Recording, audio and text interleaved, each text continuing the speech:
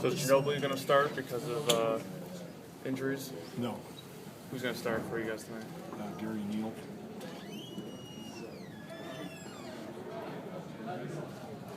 Is there a difference, Pop, in the way you're developing this team at this time of the year as opposed to, I mean, you seem to, I don't know if you have a science to developing your team every year, but is each team different in the way you develop it early in the season? Science is probably too strong a word. We're not that smart. Science would infer some sort of logic and consistent and intellectual concern, but we don't have that. It's all the same in the sense that we don't want to skip steps, and we start from scratch each year and just move through the fundamentals and at whatever pace we think the team can handle. So the process is the same. Sometimes we start a little quicker record-wise, sometimes a little slower record-wise, but it doesn't change the process. Is it moving faster this year, or is it the same? It's moving pretty quickly because we're older than dirt, number one, and everybody's kind of back, and they know what the deal is. And Kawhi Leonard's been pretty quick on the uptake. I mean, he's out now, obviously, but he sort of had an introduction last year, without a camp or without a full season. We just kind of threw him out there, and the same with Boris Diaw. So this year, those are the two guys that needed the camp and to understand the system, and they picked up pretty quickly. Tony's offensive numbers in terms of scoring are down. Are you guys asking him to do something a little different this year, maybe? Or? No, and it's been a concern, and it's been mostly at the rim. He hasn't finished the same way he has in the past, and but he feels good and doesn't seem to be tired or anything like that. But it's something that he's aware of and that we know we need to score. He's a big part of that, and especially with Jackson and Leonard out, we really need him to score. So we're hoping that he'll get back on track. Pop, your thoughts on Rajon Rondo as a point guard? I don't see him as much as you all do, but I see the stats all the time, and it just boggles my mind. He's unbelievably special in that regard. Obviously, it's a focus, for him and his talents. But even if it's your focus, it doesn't mean it's going to happen. And everybody knows that's what he's trying to do, and he still does it. It's just incredible. Your relationship with Doc Rivers, I know you didn't necessarily coach him, but he was part of the organization. Yeah, he's a special guy. He's somebody who everybody knew from day one that if he wanted to, he could coach and be one of the best because he has such an intuitive feel for the game, and he's so competitive on top of it. So, if you have that feel and you're competitive and you're as good as he is with relationships, you're going to be pretty damn successful. How much pride do you take in the fact that a lot of your assistant coaches went on to become head coaches? I'm careful not to be prideful about that. We've just done as good a job as we could in hiring people that we felt had gotten over themselves, wanted to do the work, and were looking to do it themselves someday. And been fortunate in who we had in the program, both managerially and coaching-wise. Considering how many people you had on your team at once who went on to become head coaches, I mean, could you see that developing?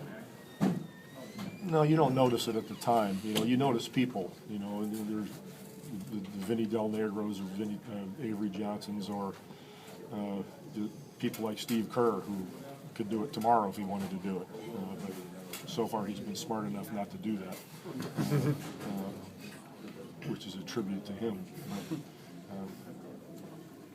those kind of guys, when they come around, they're pretty obvious. And I think every team has one or two of those kind of guys that have a feel for it. You don't know if they really want to do it. Tim Duncan has a feel for the game, but I'd drop dead in my tracks if he ever coached a day because he's too smart to do it. But they're on every team, just whether they want to do it or not. Pop, as a fan of basketball, what do you think about Kevin Garnett versus Tim Duncan, just what they've meant to the game over the years? I told somebody this morning, I don't know if that person's here, You are. They could look in the mirror and just realize they're both the same in so many respects as far as how they've run their lives in the NBA, how they've run their careers, in the sense that, you know, they're both competitive as hell. They both understand the game. They both love being on the court. Neither one of them is really that excited about the hoopla that is all around it. But they've also endured, you know, and taken care of their bodies, been careful about what they put in their bodies, you know, what they do in the summertime to prolong their careers.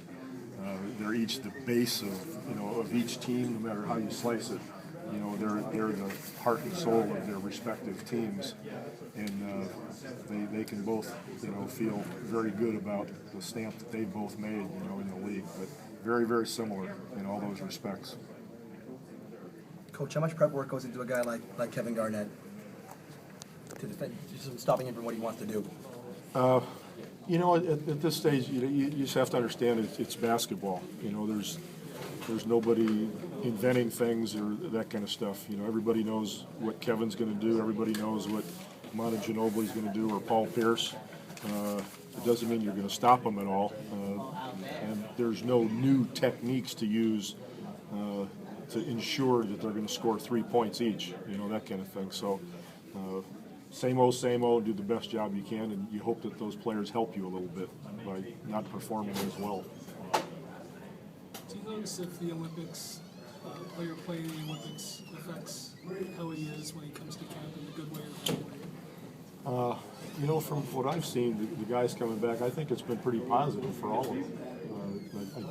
Maybe they would say that I'm speaking from, you know, just looking at them play, but everybody who we've played that has had a player on it that was in the Olympics, I think, got better for it. I think they enjoyed the camaraderie, they enjoyed the winning.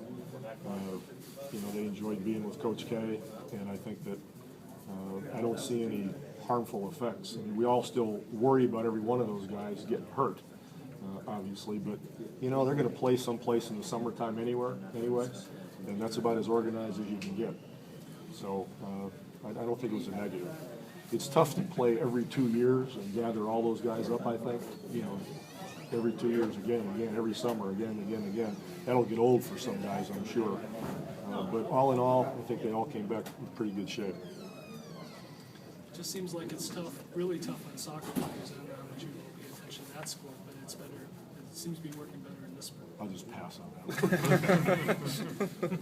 You're going to ask me about calculus next? You compare basketball and soccer.